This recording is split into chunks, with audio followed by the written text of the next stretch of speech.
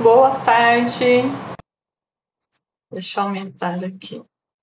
Boa tarde. O que foi que travou aqui? Todos bem? Vamos chegando para nossa live. Boa tarde. Estão me ouvindo? Sim? Olá. Ah, sim, agora sim. Travou um pouquinho. Adivinha que eu estou aqui com meu azeite, meu óleo de azeite. Hoje eu vou fazer uma live mais tranquila. Olá, boa tarde, sejam todos bem-vindos. Hoje minha filha não foi para a escola, está dormindo no sofá, porque não dormiu bem à noite e que ela tem problema de alergia alimentar. Tá passando aqui um perrengue com alergia alimentar. Então, fazer um assunto leve, vamos falar de pele, de hidratação, um pouquinho de questões de como que a gente hidrata, que pode ser feito. Vamos fluir. Hoje vamos fluir na questão de um assunto mais leve, tudo bem? Vamos falar de pele, de cabelo, certo? Porque é assim, né? A gente precisa. Olá, Eliane, oi, Fê. Aqui tá bem calor. A gente precisa se adequar, vamos dizer assim, né? E ontem, viram a live de ontem lá no YouTube? Ai, gente, hoje eu vou. Estou aqui hidratando a minha unha. Eu mexo muito com álcool e sabão, detergente, sabe? Para fazer meus produtos, tal. Apesar que o floral agora ele é industrializado, mas eu continuo com velas aromáticas, vegetais, continuo com sachês, aromatizadores. Então, não há mão que resista, né? Vamos hidratar. Essa questão de pele, ela é muito interessante, porque tem um equívoco de achar que tudo que é gordura é ruim. Então tem gente que come sem gordura nenhuma. E na verdade nós precisamos de gorduras boas para que a gente faça hormônios, porque o cortisol que impacta a nossa cascata de produção hormonal, qualquer hormônio é gordura. Olha que interessante. A nossa bainha de mielina, né, o nosso cérebro lá para fazer as sinapses, depende também de gordura. Então, a gente precisa ter uma ingesta de qualidade de gordura, sabe? Não pode achar que tudo que é gordura é ruim. Antigamente, quem tem aí mais de 40 anos vai lembrar, né? Eu estou mais próxima dos 50 do que dos 40, vamos dizer assim. Antes o ovo era o vilão, aí depois a gordura de porco era o vilão. E sempre teve uma vertente, eu estou aqui hidratando as minhas unhas com azeite. Olha que legal. Eu coloco num potinho para não ficar colocando o dedo no vidro do azeite, senão estraga, né? Então, olha que interessante. Antigamente, os nossos avós, nossos bisavós, nossos pais aí, quem tem mais de 40 anos, consumia muita gordura animal. O alimento era guardado naquelas latas de banha de porco. Alguém aqui é dessa época? Eu sou dessa época. A minha avó tinha várias latas com gordura de porco e ali ficavam os pedaços do porco, do boi e tal. E matava-se frango na hora. Só se comia frango no domingo, carne às vezes uma, duas vezes na semana e olhe lá. Era luxo, né? A gente comia muito milho, muito arroz, muita verdura, abóboras, vários tipos de abóboras. Essa era a nossa alimentação, que vai muito bem, obrigado também, né? E o que que acontece? Com essa questão dos óleos vegetais, inclusive são vertentes, por exemplo, tem nutricionista que não vê nenhum problema no óleo de canola, entendeu? Eu já acho o óleo de canola, boa tarde, Aparecida. Gente, vamos dar dedinho na tela para o TikTok espalhar a nossa live? Então, assim, eu acho o óleo de canola problemático, porque ele é um resíduo da indústria de tinta. Eu, como farmacêutica, eu sou farmacêutica, para quem não sabe, doutora em plantas medicinais e terapeuta holística. Eu, como farmacêutica, a indústria de qualquer indústria, ela faz de tudo para diminuir custos. E aquilo que era resíduo, antigamente, o que se jogava como resíduo, eles acabaram dando algumas funções, como esses, não todos, alguns são realmente extraídos, mas assim, os resíduos da indústria estão sendo transformados em alimentos, iogurtes, bebidas tipo láctea, como é que é? É bebida láctea, né? Mas nem leite, né? Agora esqueci o nome. É, os ômegas, os óleos vegetais, o óleo de canola. Tem nutricionista que não vê problema. Eu vejo problema, porque é resíduo. E se a gente tem óleos um pouquinho melhores, por exemplo, o azeite. Há alguns anos atrás, eu também, por ignorância, eu achava que não podia se cozinhar com azeite. Eu achava isso, até porque aqui a gente não tem o hábito do azeite. Agora que está se colocando o hábito, e na verdade o azeite ainda é muito caro para o brasileiro, não é verdade? Então, o que acontece? O azeite ele pode ser usado para cozinhar.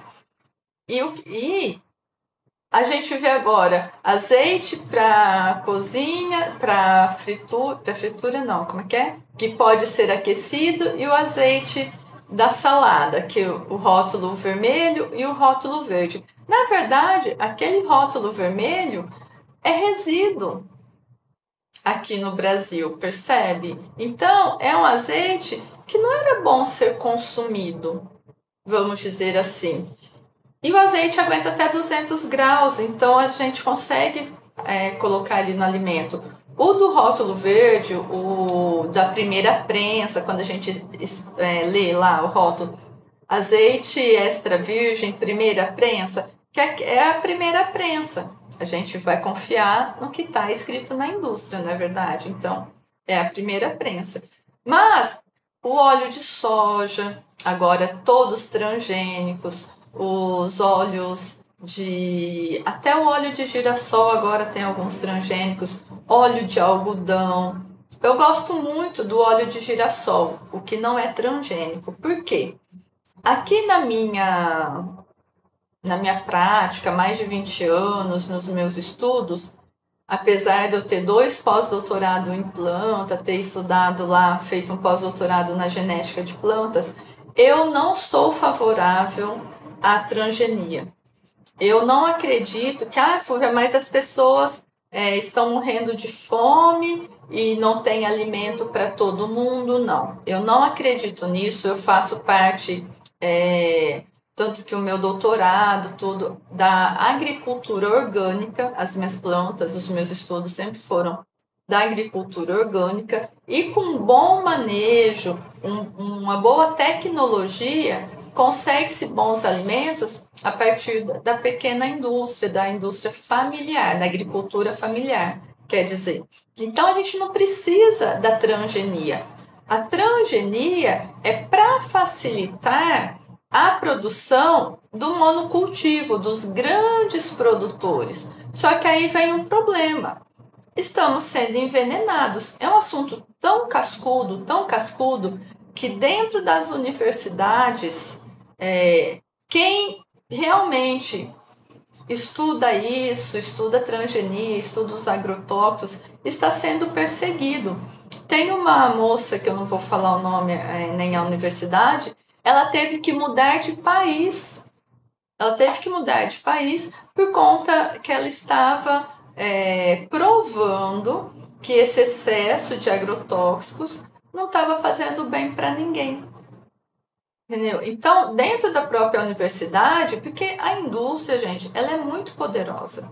A gente tem que tomar muito cuidado com aquilo que a gente leva como verdade absoluta. Tanto é que aqui eu não tenho a pretensão de falar verdades absolutas para ninguém. É a partir da minha vivência, é a partir daquilo que eu estudei. E é tão interessante que quando eu fui para a universidade lá do Espírito Santo, os meus alunos agrônomos falavam assim para que eu sempre fui da orgânica, né? Da produção orgânica. Aí os meus alunos falavam assim: ah, eu vou colocar agrotóxico em tudo. Eu falei, mas aí você vai comer o quê? Olha o que eles me falavam: eu vou comer aquilo que você produzir. Eu vou comprar a sua produção, mas eu vou usar o agrotóxico para vender. E é exatamente assim. Então, quem tem a possibilidade de comprar os orgânicos, mesmo produzindo a grande, vamos dizer, o grande cultivo, o monocultivo, eles se alimentam da agricultura orgânica, porque sim é mais saudável. E, gente, ou o nosso emocional nos adoece, ou estamos sendo envenenados. E como que a gente está sendo envenenado? Pela péssima qualidade dos nossos alimentos. É muito triste, eu vejo muito isso nos parquinhos, o que é muito fácil. Por isso que, sabe aquela história que nem tudo é 100% ruim ou 100% bom? A minha filha, ela tem alergia a trigo e leite, então ela não come biscoito, ela não come biscoito recheado, danoninho, queijinho, polenguinho, nada disso. Nem dentro de casa nós temos isso, porque ela não pode nem tocar o trigo. O que é muito bom, porque ela come fruta, ela leva fruta de lanche para a escola, entende? Acaba que essa dificuldade fez com que a gente colocasse o hábito de fruta nela muito mais forte do que o que é mais fácil, porque é muito mais fácil pegar um pacote de biscoito, de bolacha, e entregar na mão da criança, até pra gente. O nosso lanchinho é muito mais fácil a gente pegar um biscoito, um pacote, né, de alguma coisa já pronta e se alimentar. Porque a fruta tem prazo de validade, a fruta você tem que comprar pouquinho e precisa depois fazer o manejo para não perder essa fruta, não é assim? Tem que comprar mais vezes, mas a gente precisa, para construção da saúde, descascar mais e desembalar menos. Não é verdade? Outra coisa, gente, vocês estão dando toquinho no bolso pro TikTok espalhar a live? Outra coisa que é muito interessante, que eu ficava muito brava, e eu não conseguia compreender a finalidade da uva, da banana, do melão cortadinho em bandejinhas de plástico, sabe? Com plástico em cima, em porções individuais. Eu sempre critiquei aquilo, sempre achava aquilo um absurdo.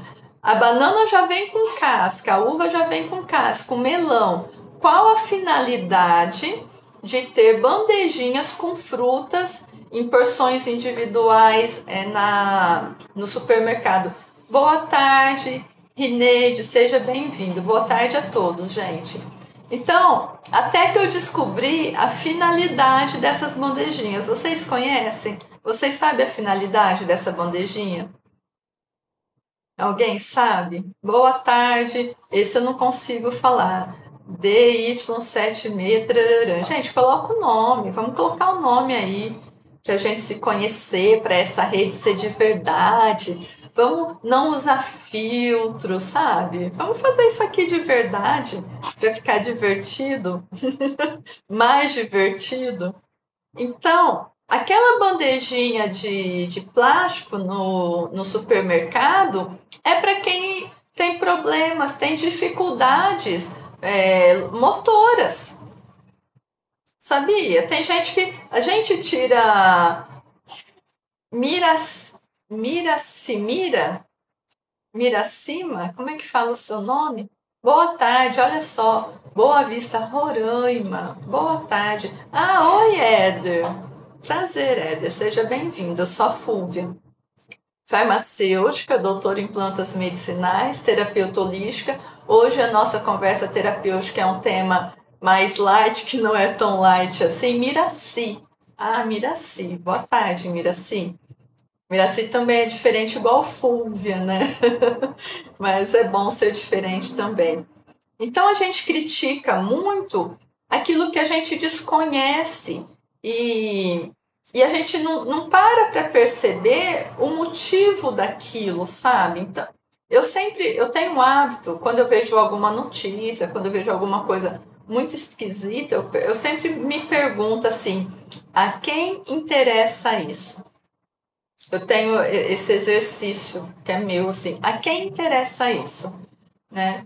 Antigamente se falava muito mal do ovo, depois fizeram uma propaganda danada para consumir carne, depois fizeram uma propaganda danada para se consumir leite, aí depois começaram a falar que a gordura vegetal era péssima para a saúde, que era bom, era o óleo vegetal, o óleo de soja principalmente. E na verdade são interesses econômicos.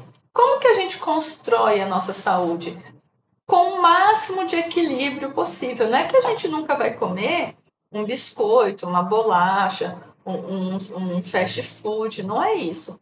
Mas dentro da nossa rotina, a gente precisa ter muita fruta, muitos vegetais e muita água. Olha, Rúbia Patrícia. Que legal! Patrícia Medeiros é a Rúbia Patrícia. Eu conheço uma Rúbia. Rúbia Patrícia. Eu conheço uma Rúbia. É legal, né? E me marcaram aqui numa Fúvia Santos também, que é muito legal.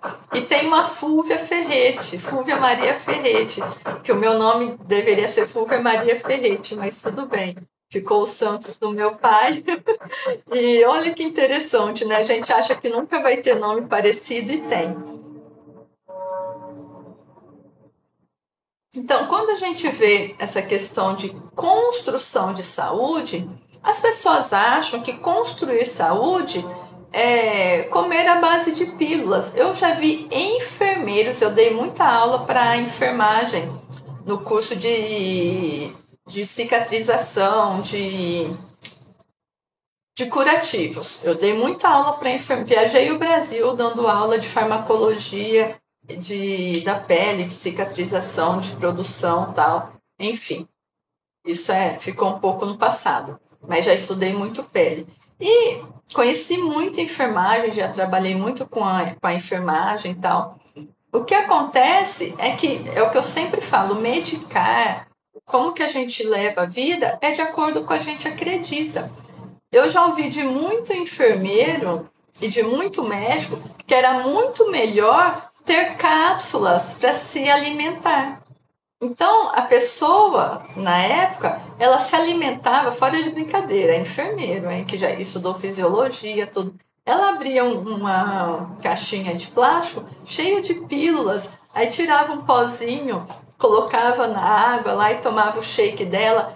24 horas por dia, a pessoa se alimentava assim. E era um grupo grande que se alimentava assim. Aí eu falava, gente, mas e motilidade intestinal, a questão de motilidade do estômago, vocês não se preocupam com a velhice, não? Porque o nosso corpo é uma máquina com mau uso, com uma manutenção ruim, ela vai deteriorar mais rápido, não é assim?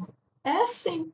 Então, para aquecer a indústria, a gente vê ao longo do tempo que alguns alimentos são colocados como danosos, os outros são tidos como o salvador da pátria, entendeu? Mas hoje, com muito estudo, a minha filha ela é alérgica a glúten e leite, a proteína do leite, a caseína, que é aquela sigla APLV. Tá? O que acontece?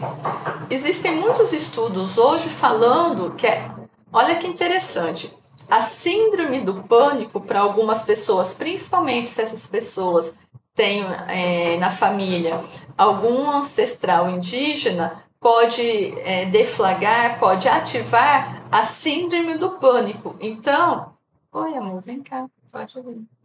A Maria Guilhermina acordou. Fala oi. Fala oi. Vem aqui. Não só com a mãozinha? Pode vir. Não quer? Então tá. Essa é a Maria Guilhermina. Ela não quer aparecer, só para ir falar oi. Quer sentar no colo da mãe?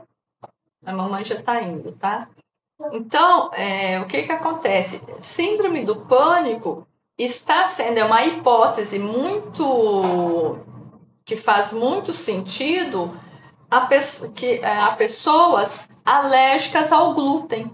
Olha que interessante. Então, pessoas alérgicas ao glúten ficam extremamente irritadas, eu vejo aqui com a minha, quando comem o glúten. E uma pessoa, ela foi tratada há 1 ano como síndrome do pânico, e quando ela começou, né, que eu falei, olha, tira o glúten e tal, e ela tirou o glúten, a síndrome do pânico dela foi embora. Ela só cuidou um pouco da ansiedade, porque tinha uma sujeira residual de ansiedade e tal. Mas aí ela identificou que aquela síndrome do pânico era o glúten. É claro que quando eu falo isso, existem profissionais que falam que absurdo, eu rasgo meu diploma. Gente, a ciência não é uma área exata, a medicina, a saúde. Isso vai evoluindo conforme os anos e conforme as técnicas. E é fato que o nosso alimento piorou muito. Estou falando bobagem? É fato que é muito difícil a gente conseguir comprar alguma coisa no supermercado que não seja transgênico, que não tenha micro-organismo transformado. É muito difícil. Né? E outra coisa interessante, que também é uma pesquisa que está ficando bastante robusta e que para mim também faz muito sentido, que é o leite da vaca, a proteína do leite, não é lactose. Lactose é o açúcar do leite. Tanto é que você consegue comprar leite sem lactose, que consegue filtrar a molécula da lactose, que é o açúcar do leite. E tem a enzima que você compra na farmácia, a lactase, que você toma para conseguir digerir a lactose, né? Sim. Mas quem tem problema com a proteína do leite, principalmente a caseína, tem que não tomar leite. E algumas crianças autistas com dificuldades de fala, que quando tira o leite, quando tira qualquer coisa de leite de vaca, em pouquíssimos meses, o que não evoluiu em anos, evolui, porque tirou a proteína do leite. Porque a proteína do leite, tá ouvindo a tosse da minha filha? Conseguiram? Essa tosse? Isso é o espessamento de muco, que é o leite que faz. Ela comeu um pedaço de queijo, porque tem as vontades, ela está com 5 anos, não consigo deixar ela numa redoma, e a gente paga para ver. Aí paga para ver, às vezes o preço sai alto, né? Mas tudo bem, estamos aqui na matéria se equilibrando também, né, nessa montanha russa chamada vida. E essa tosse, ela engasga, ela tem que passar a noite sentada, então ela fica no meu colo, faz praticamente 5 anos que metade da noite somos, né, sentadas, porque ela se afoga, e é isso. Então, a gente precisa, tem como ela ficar totalmente sem o leite, totalmente sem o trigo? Não tem. Não tem. Mas aí ela vai ter que aprender a fazer concessões. E a gente, como adulto, a gente precisa escolher melhor os nossos alimentos. Se você tem lá um alimento que não tem transgenia e o outro que tem transgenia, faz a opção pelo que não tem. Você mora numa cidade que tem uma feirinha orgânica que você conhece, faz a opção na feirinha orgânica. Percebe? E essa questão de eu sou a favor da suplementação, eu sou a favor, até porque Até o nosso tomate, a cenoura, a couve, não é igual a 20 anos atrás. Até o nosso alimento acaba ficando um pouco mais pobre nutricionalmente. Então a gente precisa de repor algumas coisas, principalmente a B12, o magnésio, não contínuo, mas uma vez, 2 vezes ao ano, fazer uma reposição com suplemento nutricional, um suplemento multivitamínico, vamos dizer assim. E se você tem doença autoimune, ela depende da vitamina D. Então você tem que ter doses altíssimas de vitamina D na sua corrente sanguínea, no seu corpo. Mas essa dose altíssima de vitamina D precisa ser feita com muita sabedoria e acompanhada com um médico que sabe o que está fazendo. Fúvia, mas então a minha doença autoimune, ela é só deficiência de vitamina D? Não. O que ativou a sua doença autoimune, que é o mesmo caminho do vício, que é o mesmo caminho da obesidade mórbida, da indicação de bariátrica ou quem já fez bariátrica, é uma dor emocional muito profunda. Emocionalmente, é uma autodestruição. Entendeu? Mas, Fulver, a sua filha, por exemplo, a minha filha de 5 anos nasceu com dificuldades com o trigo e o leite. Eu posso falar que essa criança tem traumas, ela está se autodestruindo? É uma hipótese. Sabe por quê? Já está comprovado que todo medo, toda angústia, toda dificuldade que eu passei na minha gestação vai para ela.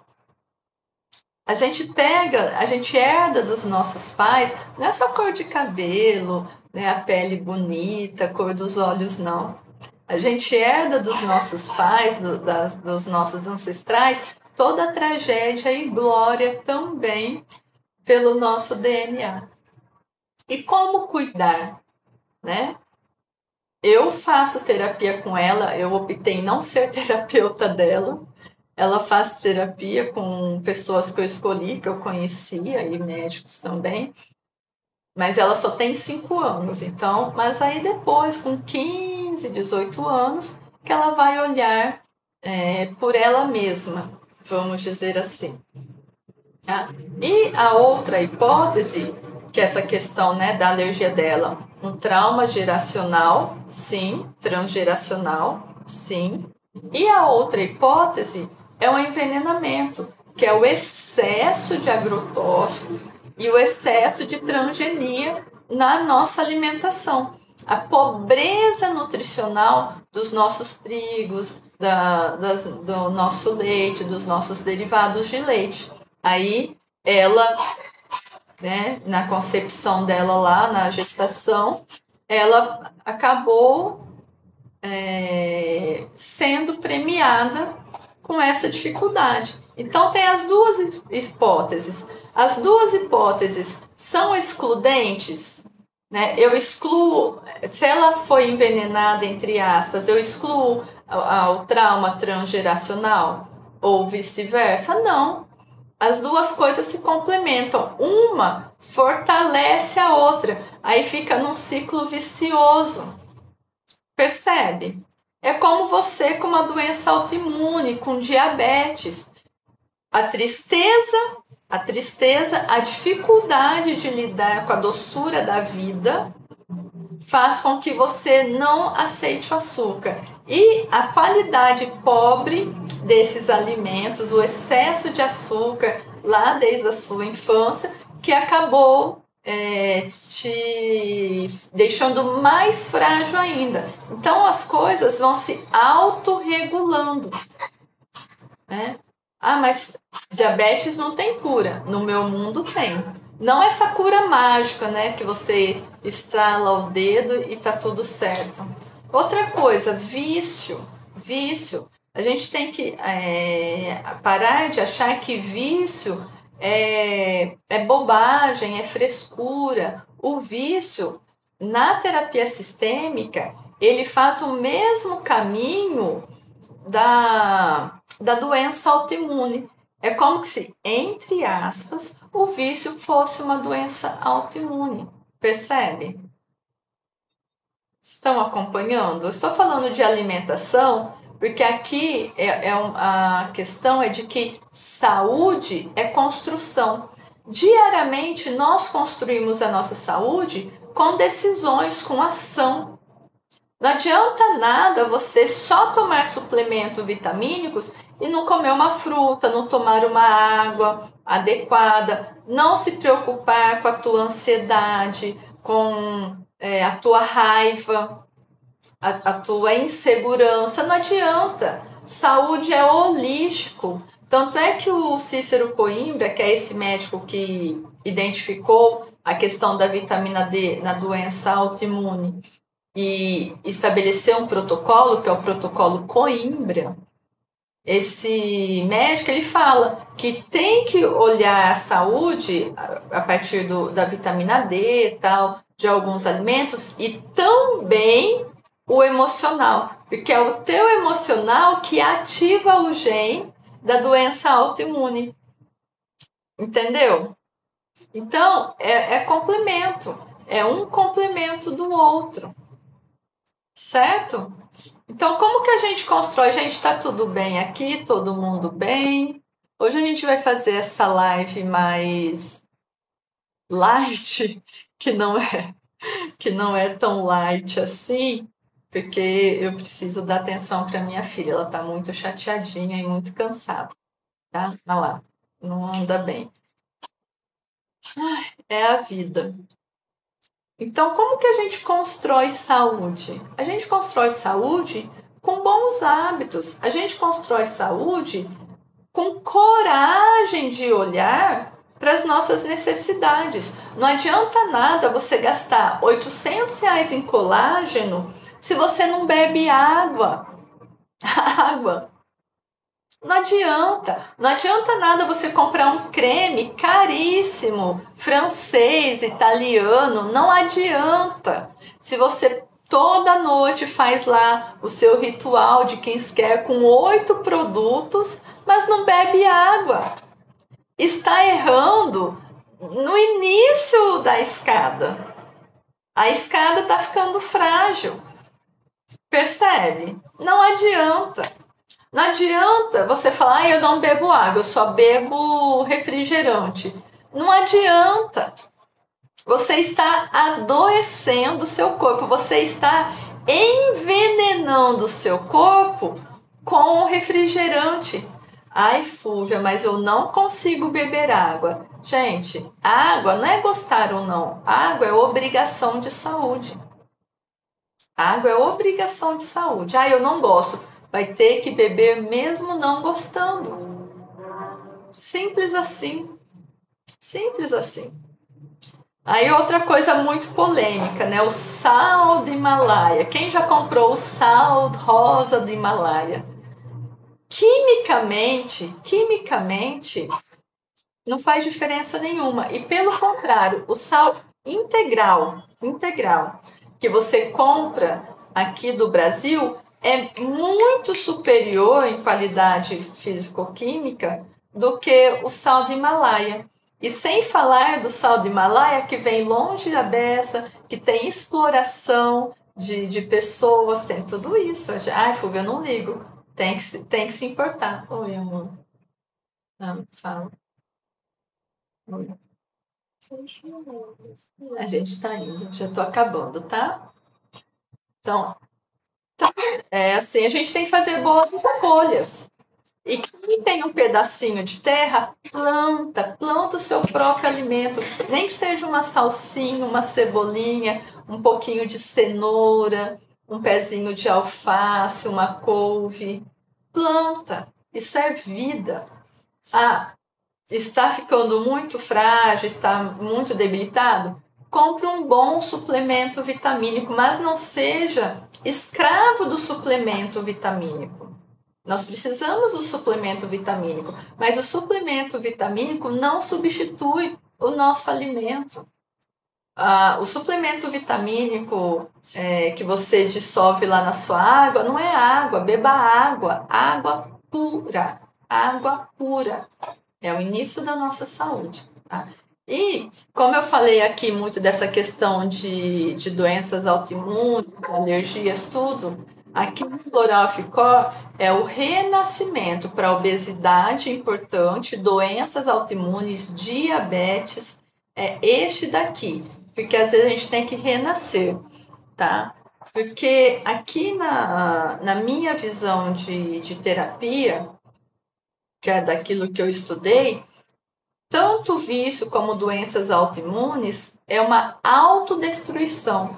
Por algum motivo, conhecido ou desconhecido, você tem uma dor, mesmo que você não saiba, e não é para investigar essa dor, se você não sabe, você deixa isso lá no passado, mas o teu corpo está tentando te comunicar que algo não está bem, que tem uma tristeza profunda aí. E é a terapia floral, a vitamina D, ela vai lidar com o físico. A terapia floral, ela vai te ajudar específica para esse caso, né, que tem várias terapias florais. A terapia floral, o renascimento, aqui no Floral FCOR, vai te ajudar a limpar essa sujeira emocional que está te dando fragilidade. A terapia floral, o renascimento, vai te ajudar a silenciar esses genes que foram ativos. Tanto o Dr. Cícero Coimbra quanto o Dr. Nau, que fala lá dos quilos mortais, ele fala, a pessoa que chegou daquele tamanho é tristeza, é autodestruição. Tudo bem? Gente, muito obrigada por vocês estarem aqui. Hoje eu preciso desligar, só esse bate-papo mais descontraído mesmo. Essa live vai ficar lá no YouTube Full Terapia. Tem a live de ontem. Aconselho que assistam, porque foi muito legal. Quem estava aqui, acho que foi muito legal. Tudo bem? E saúde é construção. Nós precisamos, com ação consciente, construir a nossa saúde com responsabilidade. Tudo bem? Um grande abraço e espero que amanhã ela vá para a escola, se tudo ficar bem. Até amanhã.